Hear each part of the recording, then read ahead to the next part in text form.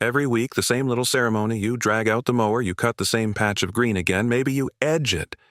Maybe you throw down seed where it thinned out. Maybe you spread something for weeds, then something else to green it back up. Then stand there looking at a surface that still gives you almost nothing except the promise that you will be doing this again next week. And the strange part is how normal that has become. No food. Almost nothing for pollinators, no real help for the soil underneath, just a flat green surface that keeps asking for water, time, fertilizer, repair, and patience. Stop feeding it, and it weakens. Stop watering it, and it burns out. Stop repairing it, and bare spots show up like unpaid bills. That is a strange thing to organize a yard around. The more you think about it, the more lawn stops feeling natural and starts feeling expensive. Not just in money. On weekends. In attention. In that low-grade frustration of taking care of something that never seems to grow into a better version of itself. It only slips the moment you stop helping. And once you notice that, the whole lawn idea starts to look less like tradition and more like a maintenance loop that got standardized. Mow, feed, spray, patch, repeat. A loop like that survives for one reason. It is easy to sell. Why sell a permanent solution when you can keep selling a seasonal one? That question explains more of modern yard culture than people realize. And you can see the whole trick most clearly in one little plant most homeowners were taught to hate. Clover. We were trained to read clover as failure. A flaw in the lawn. A weed that showed the yard was slipping. But for a long time, white clover was included in lawn seed mixes on purpose. It stayed low, handled traffic, and fixed nitrogen into the soil through root nodules. In plain English, it helped the ground feed itself. Mixed lawns with clover can cut nitrogen fertilizer needs by 60 to 80% and still hold decent cover through summer drought. Then the 1950s hit, broadleaf herbicides took off, and those products killed clover. The chemistry did not change. The marketing did. Instead of reformulating the spray, the industry rewrote the story. A plant that had been sold as a premium ingredient got reclassified as a problem because it no longer fit the product.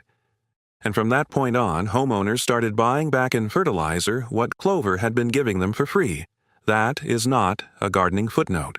That is a whole worldview in miniature. Once you see it, the rest of the yard starts to break apart in a useful way. Because your yard is not one surface. It is a stack of different conditions that got flattened into one expectation. The strip beside the path is not the same as the bank by the driveway. The dry shade under the old tree is not the same as the damp corner near the hose bib. The patch where feet keep landing is not the same as the slope where mulch slides every time it rains. Grass was never going to be the smartest answer to all of that. If you look at these as just other plants, you miss the point.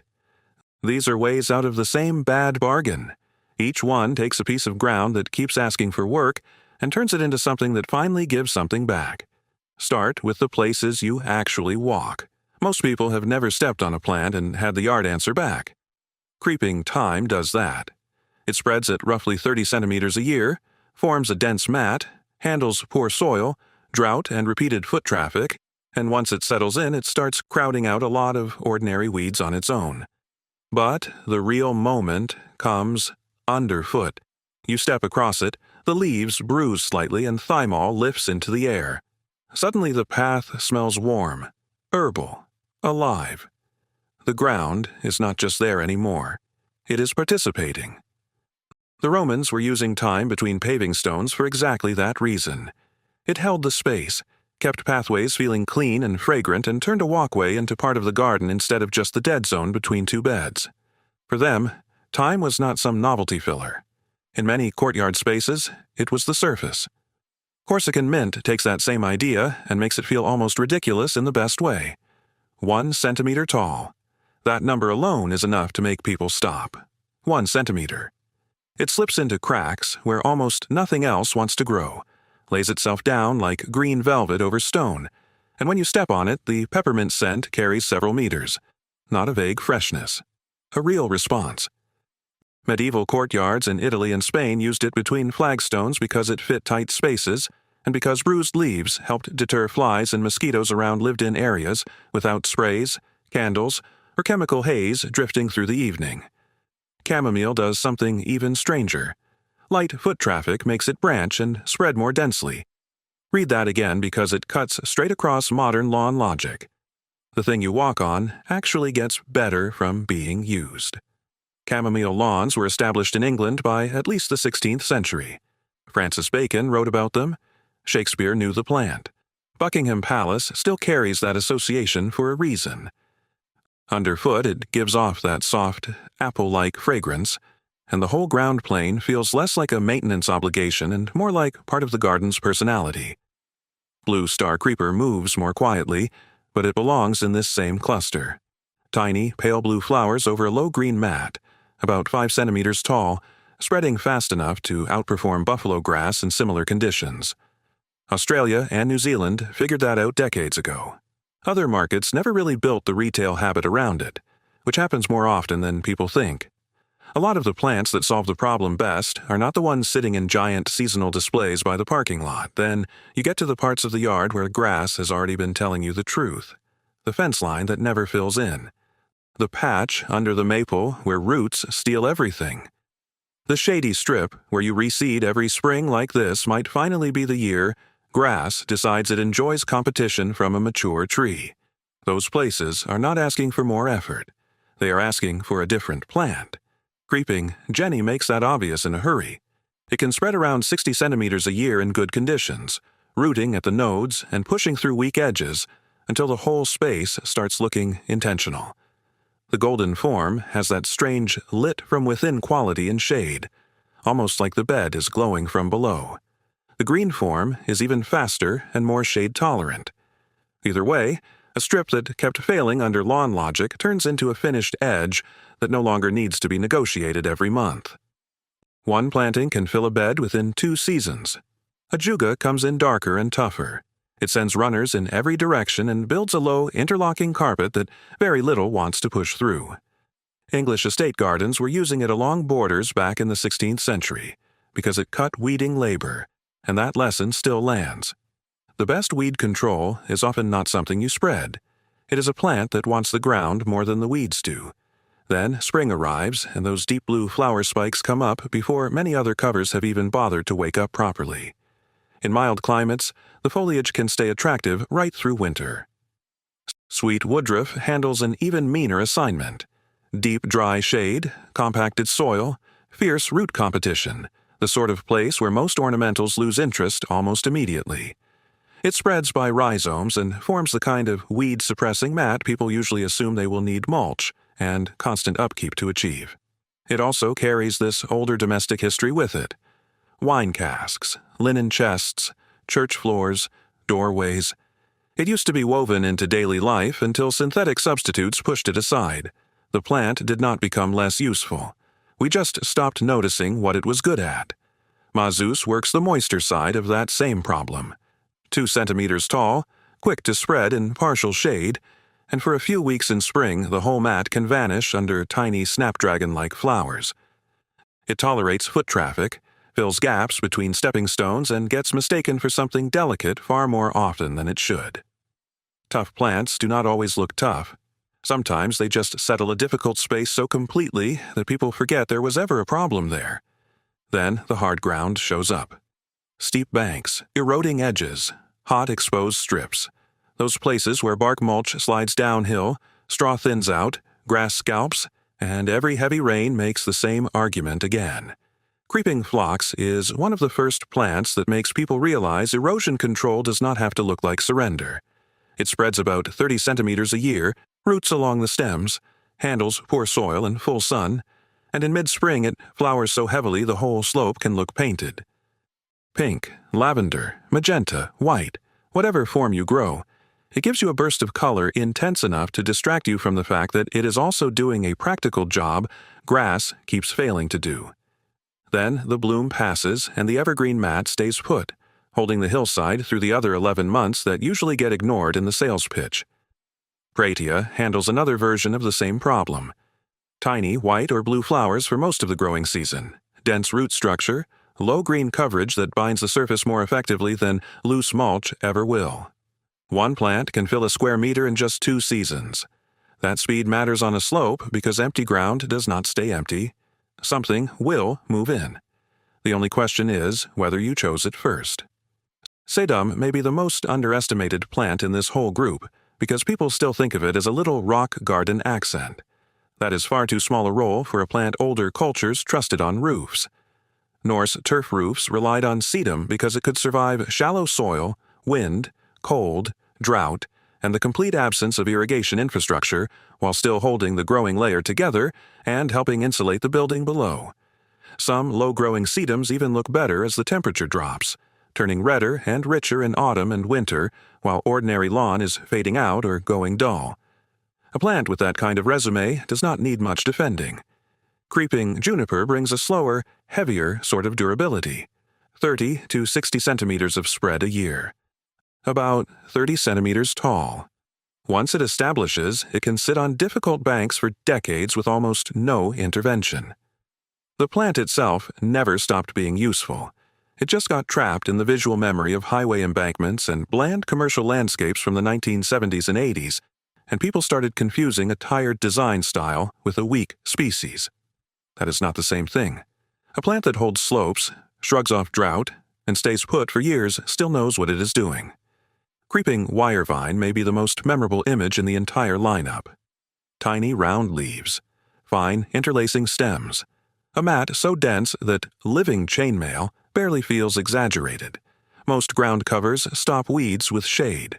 This one does it with structure. It builds a mesh, not just a cover, a physical barrier. Coastal exposure, poor soil, drought, root competition, winter cold. It keeps handling conditions that would thin out ordinary lawn in a season or two. Then there is the one people mention in a lower voice. Bishop's weed. The warning is not overblown. Some municipalities restrict it or banned it in formal settings for a reason. It is listed as invasive in parts of North America for a reason. Gardeners call it nearly impossible to remove once it gets established for a reason. If you put it in open soil and give it room to roam, it will teach you exactly what unchecked confidence looks like. The green form is faster and rougher. The variegated form brightens shade, but it still spreads by underground rhizomes faster than most grass ever could in those conditions. And yet there are shaded banks, root-choked corners, and hard-edged contained areas where that same aggression stops being a liability and starts being the whole answer. There is a plant so forceful some places tried to ban it, and in the right contained space it is the only thing mean enough to solve the problem. That is why professionals still use it on steep shaded banks and dense root zones where gentler plants keep failing. With paving, concrete, or hard edging to keep it boxed in, Bishop's weed does not politely negotiate with the site. It takes the ground and leaves very little room for weeds, bare soil, or repeated intervention. Used casually, it becomes a mess. Used deliberately, it can do the work people otherwise spend years trying to outsource to mulch, chemicals, or expensive hardscape. Some covers earn their place in even more ways. Creeping raspberry is one of the best examples. It covers ground, turns real autumn color, and gives you edible berries. By fall, the foliage can shift into orange, bronze, and red, catching low light in a way that makes a tired lawn look even sadder than it already did. 3 functions in one footprint: cover, ornament, food. That is a strong return from a piece of ground. Lily of the Valley handles one of the hardest ornamental jobs in a yard: deep dry shade under mature deciduous trees, and it does it with one of the most recognizable fragrances in horticulture. It appears, scents the space, holds the ground through the growing season, then disappears cleanly underground for winter. But the caution belongs right beside the praise. This is not for spaces where children or pets are likely to interfere with it. Good plant judgment is not fear. It is just knowing what belongs where. Pennyroyal carries that same older world mix of usefulness and caution. Roman soldiers used it against fleas and biting insects. The name points right back to that history. It spreads low, releases insect-repelling compounds when bruised, blooms for bees in late summer, and reminds you how many practical comfort problems older gardens solved with living plants before we started reaching for a plastic bottle first. It also comes with real cautions around concentrated ingestion, which is exactly why it should be talked about precisely instead of romantically. By this point, a pattern starts to emerge on its own. Roman thyme paths. chamomile walks in England, sweet woodruff in older domestic life, sedum on Norse roofs, monastery shade planting, temple grounds, old orchard floors. These are not quirky alternatives people invented because they got bored of mowing last summer. This is old intelligence. The surface of a garden used to do things. It cooled, it perfumed, it held, it fed, it protected, it stabilized. The ground itself was part of the system. And if you follow that idea far enough, you stop looking for a single hero plant and start seeing the real answer. Wood sorrel with clover. That pairing changes the whole conversation because you are no longer just replacing grass. You are building a living layer with different jobs happening at the same time. Wood sorrel spreads quickly, handles shade, and occupies the space before weeds get the chance. Clover fixes nitrogen, supports pollinators, and feeds the soil underneath. Put them together, and the ground starts behaving differently. Field research on orchard systems has shown that this combination can increase soil nitrogen by 30 to 40% over 3 seasons, reduce weed emergence by more than 90%, and do it with zero outside inputs, no fertilizer schedule, no herbicide cycle, no mowing. That is the shift the whole video has been moving toward. Not prettier ground, not just lower maintenance ground. Ground that improves the place it covers. Once you feel that, lawn starts looking even stranger than it did at the beginning. A conventional lawn asks for your weekends, your water, your fertilizer, your patience, and then still complains the moment conditions stop being perfect. A good ground cover system settles in and starts doing work back. It shades the soil, holds moisture, suppresses weeds, feeds insects. Sometimes it feeds the soil itself, sometimes it scents the air the moment you step on it. That is a better deal. And no, you do not need to tear up the whole yard tomorrow. Start with the patch that already told you the truth. The strip by the path. The dead zone under the tree. The slope that keeps shedding mulch. The awkward corner where grass never really belonged in the first place. Take one piece of stubborn ground and hand it to a plant that actually wants the job. Then let a season pass. Watch what stops asking for your labor. Watch what starts holding together without your intervention.